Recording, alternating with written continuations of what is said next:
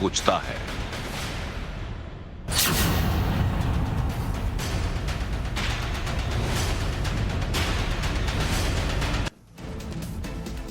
और अब घड़ी में चूंकि 9 बजने का वक्त है और वक्त न्यूज की पाठशाला का है, बहुत सारे दर्शक सोच रहे होंगे कि आज पाठशाला भी थोड़ी बदली बदली लग रही है और मेरे साथ एक गेस्ट लेक्चरर भी नजर आ रही है। पता नहीं मैं आपने मुझे लेक्चरर बनाया है या स्टूडेंट, मैं दोनों तरह से तैयार हूं। लेकिन मैं दर्शकों को बता दूं कि आज पाठशाला में हम देश की सबसे बड़ी खबर का चैप्टर खोलकर बैठे हैं, जिसमें प्रधानमंत्री की सुरक्षा में जो चूक हुई उसको लेकर देश क्या सोच रहा है, देश की जनता क्या सोच रही है और जो चर्चा आप और हम जिन सवालों पर कर रहे हैं उस पर देश का मूड क्या है, आज हम आपको यह बता रहे हैं। और क्लास लग रही है उनकी जो देश की लोगों की, देश की जनता की मूड को समझने से इनकार कर रहे हैं। आज उनकी क्लास लगा रहे हैं। हमारे साथ मेहमानों का पैनल है, लेकिन हमने जो सर्वे किया 28,000 का सैंपल और उसमें अभी तक जो हमने सवाल रखे हैं, नाविका जी जल्दी से एक बार दर्शकों को दिखा देते हैं कि जिन लोगों ने अभी पाठशाला में आकर एंट्री ली है, अटेंडेंस लगाई है, एक रिवीजन क्लास उनके लिए करा देते हैं। बिल्कुल, 8 से 9 बजे हमने 8 सवाल ऐसे लिए थे जिनका हमने लोगों से ओपिनियन मांगा था।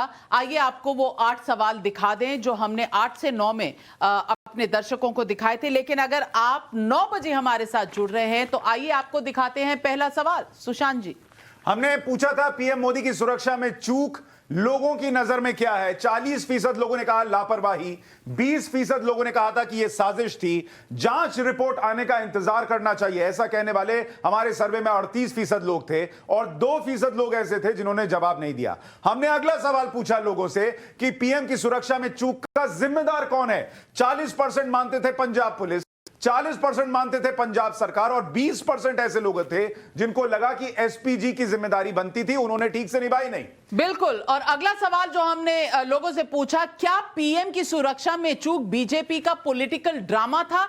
33% लोग कहते हैं हां, 67% लोग कहते हैं नहीं, यानी कि जितने लोग समझते हैं कि यह पॉलिटिकल ड्रामा था उससे डबल लोग समझते हैं कि यह बीजेपी का ड्रामा नहीं था। चौथा सवाल जो हमने लोगों से पूछा वो था, क्या पीएम की सुरक्षा में चूक कांग्रेस का पॉलिटिकल प्लान था। नहीं कहते हैं 38% लोग, हां कहते हैं 62% लोग, यानी कि 62% लोगों को लगता है सुशांत जी कि कहीं ना कहीं ये रणनीति थी कांग्रेस की रणनीति थी। अगला सवाल जो हमने लोगों से पूछा, पीएम की सुरक्षा में चूक पर लोग क्या सोचते हैं। 40% लोग ऐसे थे जिनको लगा कि यह बड़ा दुख का विषय है, अफसोस का विषय है। 50% लोग बहुत गुस्से में थे कि पीएम नरेंद्र मोदी के साथ ऐसा क्यों हुआ और फर्क नहीं पड़ता, ऐसा कहने वाले 10% लोग थे। अगला सवाल हमने पूछा, क्या पंजाब पुलिस ने जानबूझकर पीएम के रूट के बारे में प्रदर्शनकारियों को बताया। 65% बड़ी मेजॉरिटी लोगों की जिन्होंने कहा कि हां उन्होंने जानबूझकर जानकारी लीक की, 35% ने कहा नहीं।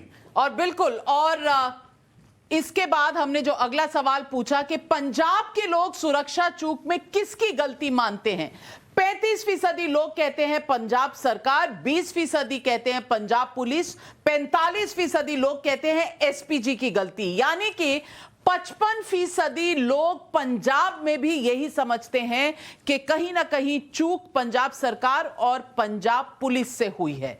यही सवाल, क्योंकि यह सवाल आ रहा है कि इलेक्शन में बीजेपी इसका इस्तेमाल करेगी, तो हमने उत्तर प्रदेश में भी यह सवाल पूछा, यूपी के लोग सुरक्षा चूक में किसकी गलती मानते हैं।